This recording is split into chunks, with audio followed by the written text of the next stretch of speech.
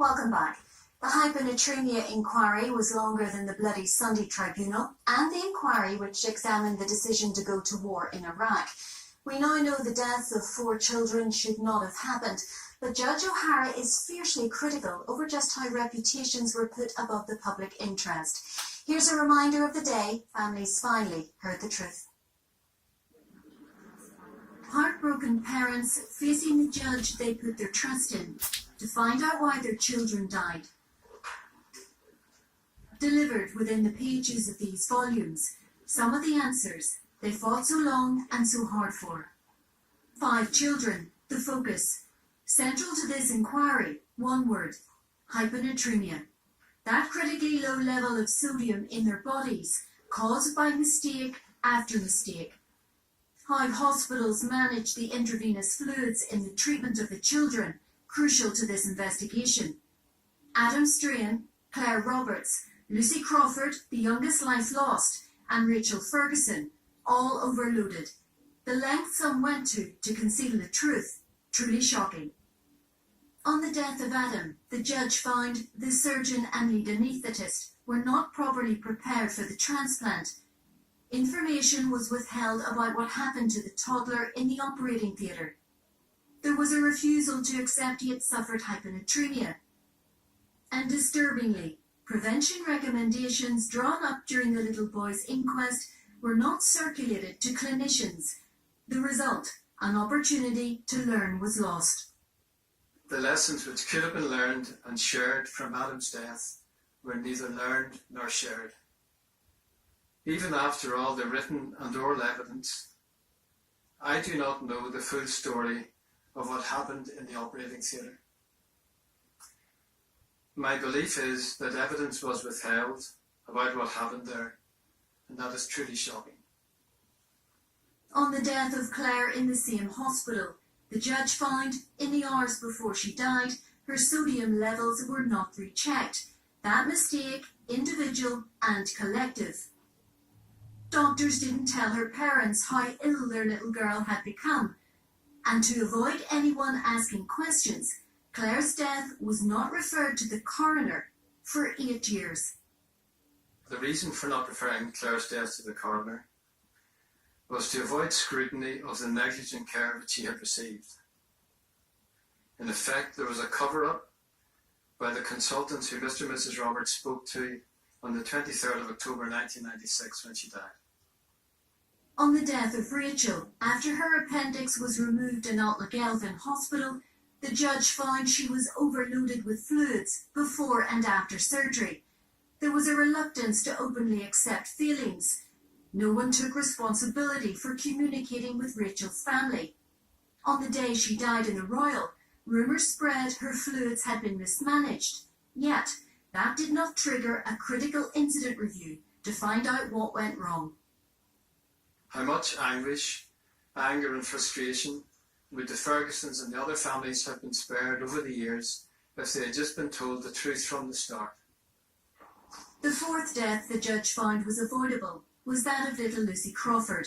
She was first taken to the Erne Hospital in Enniskillen, but died in the Royal. Her parents did not participate in this inquiry, but some aspects of her care were examined. It was so poor, the judge said it was deliberately concealed. The coroner was misled too. The Royal did not tell him her death was caused by hyponatremia. So what was put in the death certificate was wrong. It made no sense, the judge said. It was, in his words, medical gibberish. The last to die was Conor Mitchell, a teenager with cerebral palsy who was first admitted to Craigavon Hospital, then transferred to the Royal. Mistakes here too. Strict guidelines in place by then on hyponatremia were not followed. The enormity of all of this simply too much, and even Judge O'Hara was deeply moved and exasperated that it took so long for admissions and apologies. They would have been more valuable and more meaningful if they hadn't been extracted by a long inquiry after extensive questioning of witnesses who in some cases had to have the truth dragged out of them. These findings have led to almost 100 recommendations, among them a new law forcing doctors and nurses to own up to mistakes. If they don't, they would face criminal charges, and the appointment of an independent medical examiner to investigate deaths not referred to the coroner. Joining us to discuss all of this are Dr. Dewi Evans, who prepared reports on 2 of the cases, Dr. George O'Neill, and from Los Angeles, Trevor Burney, the journalist who first broke this story on UTV way back in 2004. Trevor, did you think this day would come? Well, I think that if it was up to those healthcare managers, doctors and consultants, this day would never have come. That is quite clear from Dr. John O'Hara's report and his statement in Belfast last week. And I think that is, as he said, truly shocking. I think that it has been, it must have been, torture for these families to have to wait so long for the truth. And I think that that in itself is something that we should never forget, that as Dr. O'Hara said, that the truth had to be dragged from consultants, managers, doctors and nurses. And I think for all of us now looking at this, we have to really consider how much trust we can have in the Department of Health and in those people that we put tremendous trust in once we enter into the hospital system in Northern Ireland. So we always hoped that this day would come. We always hoped that those responsible would be held accountable. And I think certainly in the first step of that, Dr. John O'Hara has given us a report that can ensure that those who were responsible can now be truly held accountable. Very briefly, Trevor, did you expect the findings to be as damning? Well, when we were working on this investigation way back in 2003 and 2004, I think all of those at UTV who were involved were shocked. We all put that trust in the hospital system and in our doctors and our nurses, and I think everyone who looked at the evidence that we were finding was shocked at what we had found. So in that regard, we're not surprised that the report has even gone further than that. And it is very difficult reading, and particularly whenever John O'Hara talks about what he found in the witness box, that even today he feels that many of those people who came and appeared in the inquiry failed to tell the truth about exactly what was going on in Adam's death and a number of the others as well. So it is such a relief, though, that today we have these findings, and now, as I say, they put the foundation stones in place in order to make those responsible truly accountable. Leave it there for a moment, Trevor. Dr. Evans, you're familiar with some of these cases. Are you even shocked by the findings? It's still shocking 14 years later, which is when I prepared my first report. And it's very embarrassing, it's very humiliating to hear a High Court judge talk about a cover-up and withholding of evidence when it relates to the medical profession, our profession. And I think it just shows that one cannot rely on the profession to regulate itself. The judge was clear, reputations were put above the public interest. Does that sound familiar to you? Well, I think that's always happened. I think the line one takes is that if no one asks any questions regarding the care of a patient who becomes seriously ill and dies, then one tends not to disclose too much. Does it still happen? I think it's still happening. The problem is this: the default position of NHS management, always has been, is the cover-up, to place as much distance between themselves and the problem at the coalface. If the cover-up doesn't work, let's find a scapegoat, a junior doctor or something, and if that doesn't work, then let's drag it all out until everyone goes away. Well, let's talk on the truth. There's a new truth law, Dr. George O'Neill. It's called duty of candour. Will people fear the blame game, do you think? I would hope not. And I've read this report and was shocked like everyone else. I'm also quite shocked that I'm the only doctor you would get to come here and talk about it, as well as my friend from Wales. I think that is an indictment, I think, of the system. that I'm the one that comes along to talk about it. I hope that, I mean, and we've got to explain what candor means. Candor means it's tell it as it is. It's full disclosure. And I think it's only reasonable that if someone asks a question, you should answer the question truthfully. If you don't want to know the answer, don't ask the question, is what I would often say to patients. And I think we've got to build up trust again. Trust on the basis of this document could very easily disappear. We have to build up the trust again between us. And remember, we all are patients. Well, let's move on to this other layer of accountability, an independent medical examiner to look at the deaths not referred to the coroner, the case of Claire Roberts. Will this see a culture shift briefly? Well, I mean, I would hope so. I would hope it would. But the other thing that O'Hara talked about was leadership. What we have to get is leadership in the system that we can deliver this candor. And this leadership must go down to the cold face. We all should be involved in this. And one thing that struck me that in the O'Hara report was where he made the point, it is better to learn than to blame. And I think that should be to the forefront, to learn and not to blame. Thank you. Trevor, final thought. What do you think happens next? Or should happen next?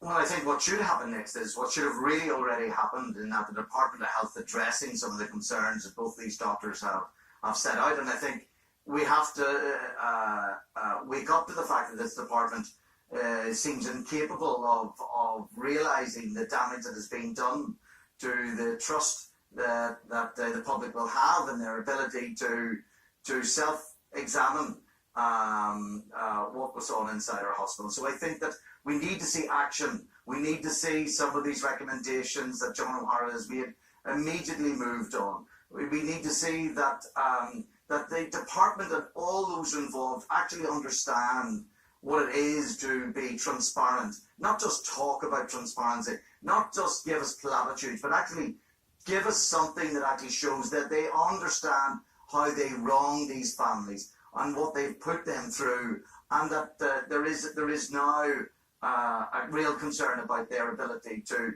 face up to the truth. So I think the medical examiner, I think the duty of candor, these are all wonderful recommendations and very important recommendations. And what we need to see is the department actually now moving to implement them. And I think it's also clear that what the families want to see is that all those people who came in front of John O'Hara and refused to tell the truth, those people have got to be seen to be held to account. Yes, totally. Thank you very much, Trevor. And Dr. Evans, you'll be joining us later on, and you're staying with us, Dr. O'Neill. So join us after the break when we'll be looking at the issue of accountability. Do stay with us.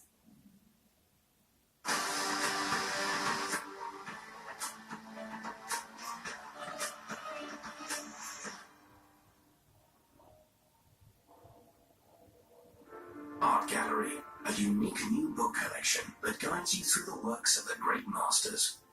Part 1 out now for just $1.99.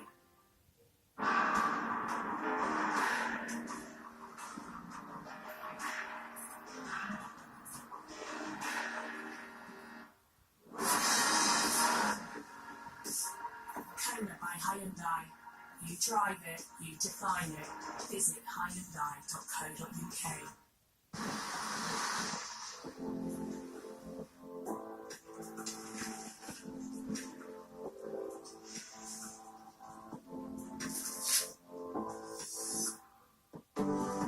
Take a moment to experience bliss.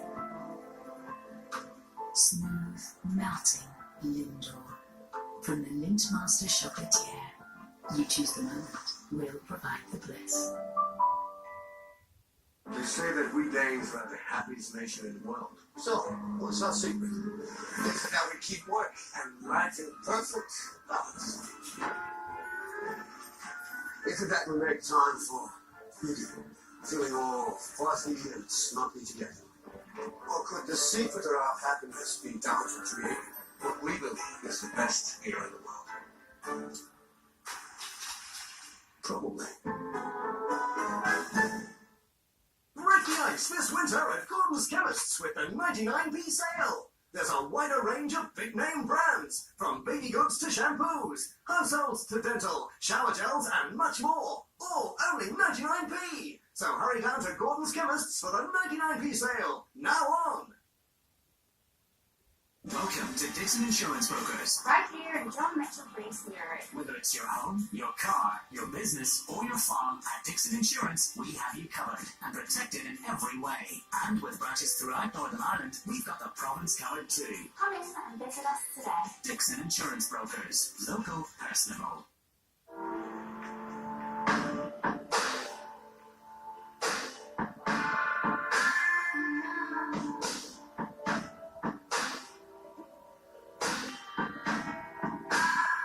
Only an obsession with flavour gets you the taste. Liberté Greek-style yogurt. Suspense. In every moment. 888 Casino. Play with £88 free. No deposit needed.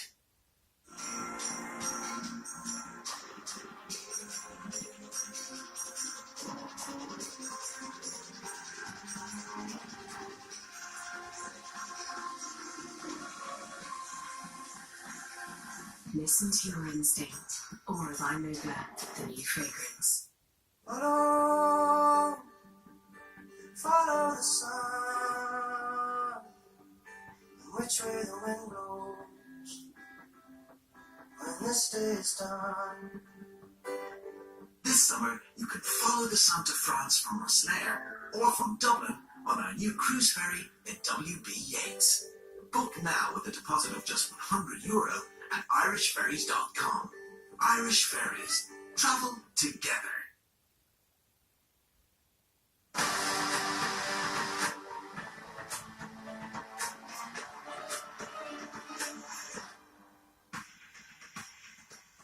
Welcome back to Up Close. Tonight we're examining the findings of the hyponatremia inquiry. It has raised many questions about accountability. We wanted answers to them, but we can't give you them tonight because none of those in charge of managing the system would take part in this programme. We approached the Health Board, the trusts involved, that's Belfast, Southern and Western. We asked for an interview with the Chief Medical Officer and the Department of Health, plus the BMA, which represents all doctors. They all declined. The Trust did speak immediately after publication. Let's remind ourselves what they had to say. We made mistakes. We were not as open and transparent as we could and should have been. We are truly sorry. There were elements and statements in that report that made me feel ashamed. This should never have happened, and we will not allow it to happen again. We will take all necessary steps to make sure that patients are protected and that we will do the right thing to ensure accountability. Still with me, Dr. George O'Neill, also here from the Royal College of Nursing, Janice Smith. Dr. O'Neill, no one who runs our health service would take part in this programme. Speaks volumes, doesn't it? Well, I think it does, and the fact that you're reduced to having me coming on. I mean, I'm a GP. I wasn't involved in any of this, but I've read what John O'Hara came up with, and him and his team are to be congratulated with what they've done. It really makes you feel, it makes me certainly feel humbled, guilty, and it also makes me feel ashamed at some of the things that I've read in this report. But I would like to move on, maybe look at how we can assume that this will not happen again. And to do that, we have to put in place some of the recommendations. Now, there are 96 recommendations, but there's also a sentence in the report where he says the department has to immediately inform him which of the recommendations they're going to accept and also how they're going to achieve them and when they're going to deliver them. And I think that is the next step, and that's crucially important. Janice Smith, not just doctors criticise nurses too. Do they fear telling the truth? Well, registered nurses have a responsibility in accordance with their code, and we make that clear every opportunity. I think that the college, we do have a lot of experience where we ask nurses to do interviews on behalf of the college or the profession, and they are very reluctant to do that publicly. So there is an issue with openness, transparency, culture and support for professionals to do the right thing. Okay, Dr. O'Neill, you talked about the recommendations. The Department of Health has setting up a dedicated team. It's also developing an action plan. What would you like to see top of that list very quickly? Well, duty of candor, that is tell it as it is, call a spade don't hide anything. Also, the leadership, they need to get the leadership, an independent medical examiner to look at deaths that are not reported to the coroner. And also, we've got to look at self-regulation. This really, it points the finger. Does self-regulation work? Should we not have outside bodies coming in to look? We're a very close society here. We all know each other. Very difficult to get people to put their hands up at times. And also to make people feel safe. Look, I make mistakes. Everybody makes mistakes. We don't intend to go out to make mistakes. But if we don't look at these, how they happen, and if we don't stop them happening, this will continue into the future. Do you agree with him? Yeah, I think that certainly we as professionals, and I speak for nursing here today, have a lot of work to do to rebuild public confidence. And when you sit and listen to those families, that's not going to be an easy job. It brings it home very much so indeed. Thank you, Janice. Well, it's all about accountability and culture. Now, our research found many of the doctors criticised are still on the General Medical Council's register. The GMC has told us it's considering that criticism to determine if further investigation is necessary. On top of that, the PSNI is also examining the contents of the report before deciding what to do next. Janet, is action the only way to restore public confidence? And that's action against the doctors and nurses. Well, I think that, nurses, after reading that report, nurses will be held to account for their actions or inaction. And that has always been the case. But we can never forget the lives that were lost and the trauma that has been caused to parents.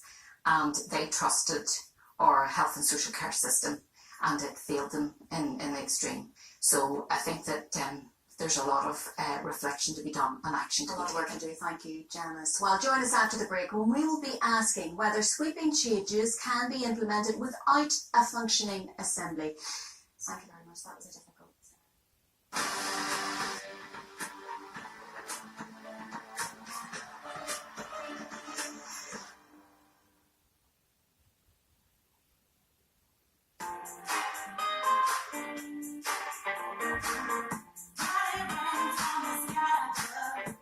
Explore the city with the Peugeot Tourway to Law Premium.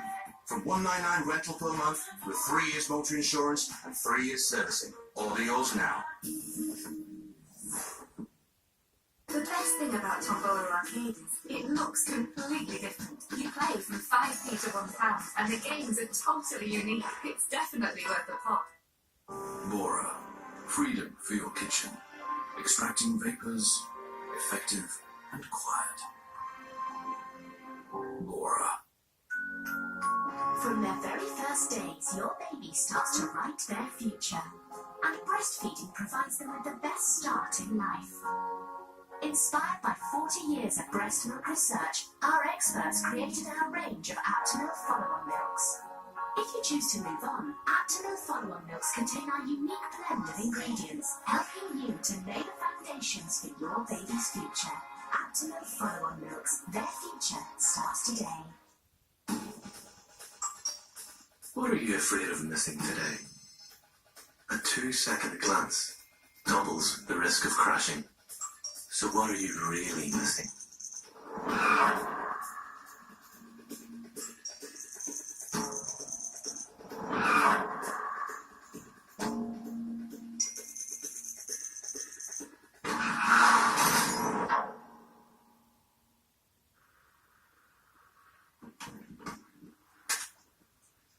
A 2-second glance means you miss what really matters. Everything else can wait.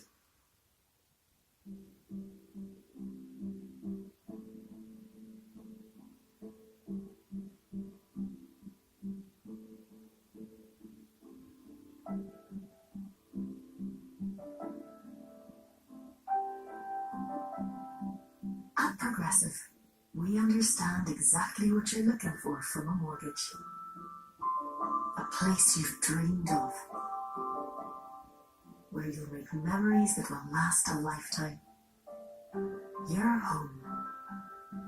Progressive, Northern Ireland's Building Society. Help to find your happy place. From a fast and furious adventure, to slow braised lamb shanks served up in minutes. From karate kicks to hoisin beef, chop chop.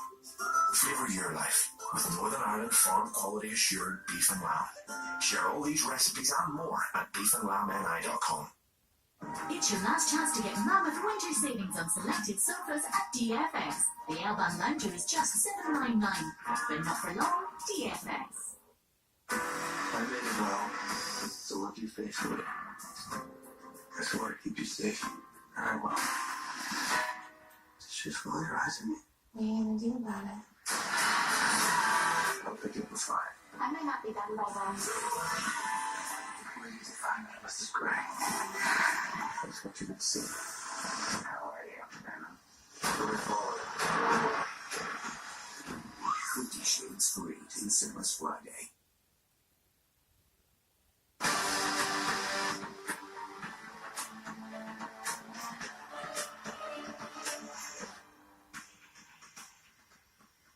Welcome back to Up Close.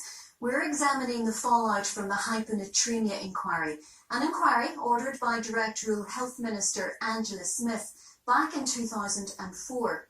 Baroness Smith spoke to me a short time ago from London, and I began asking her why this inquiry was so important.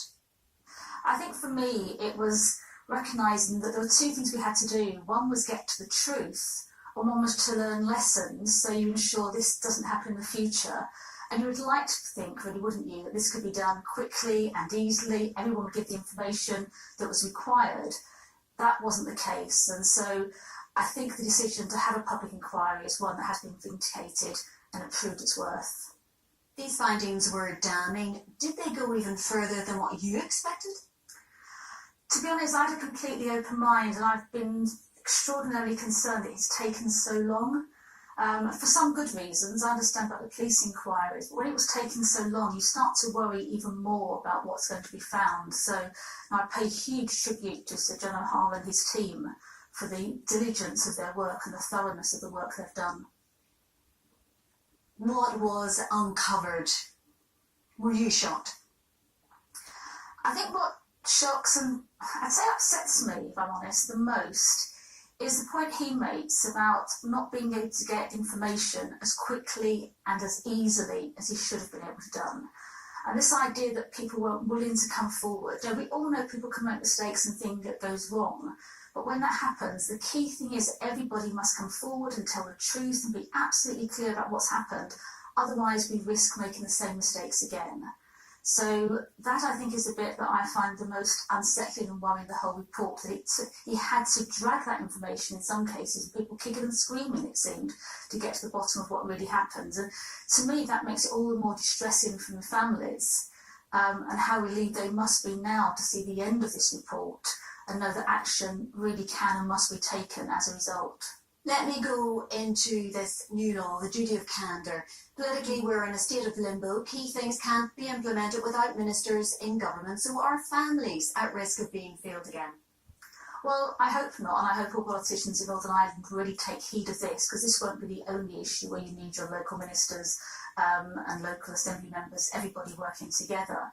But the duty of candour I find quite extraordinary, because what he's saying, and he's quite right to do so, is there has to be a legal duty to people to tell the truth. Now, we should be able to expect that, but if we can't, then that duty of candour becomes really, really important. And so I think there's a message here to local politicians that, you know, get your act together. We really need to see local politicians in place and the Assembly up and running. Strong words there from Baroness Smith. Still with me, Janice Smith from the Royal College of Nursing, Dr. George O'Neill and Dr. Dewi Evans. Dr. Evans, a truth law making every single person accountable. It goes a step further than the law in place in England. Slight problem here. Northern Ireland could lead the way, but we've no executive. Well, I think you politicians need to man up, really. It's outside my pay grade to talk about politics in Northern Ireland. But the change will not come from health professionals, from the health establishment. They will hope that this will just go away. So therefore the change will have to come from your political leaders.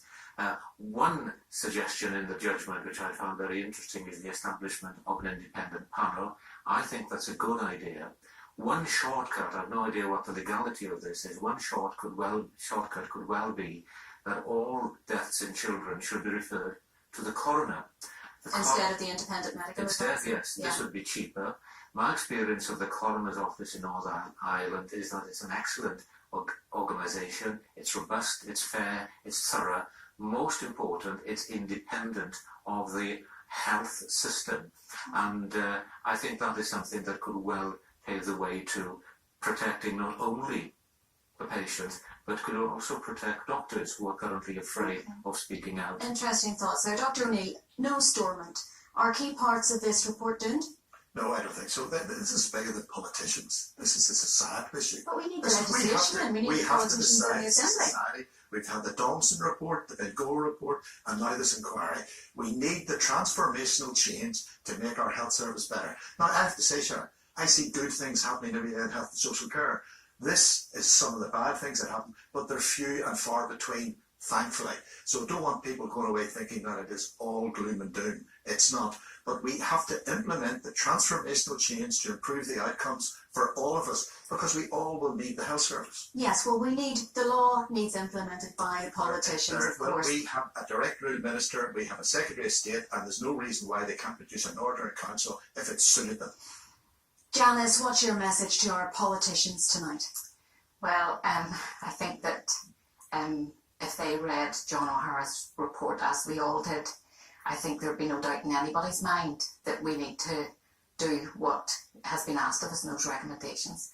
And we need to do whatever it takes to get that done. As George says, is that a direct rule minister or is it our local assembly up and running? But we cannot stay the way we have been for almost a year. Well, the talks are still ongoing, so you think if there is no agreement, you think the direct rule minister should implement these key changes? We cannot continue without the political leadership in our country that we need. And secondly, we need to change the culture. Okay, thank you everyone. That is all we have time for. So, where do we go from here? The inquiry's role has been extended to investigate claims from a whistleblower that potential evidence was destroyed. We could also see investigations by the GMC and the police. 14 years on, this is far from over. Good night, and thank you for watching.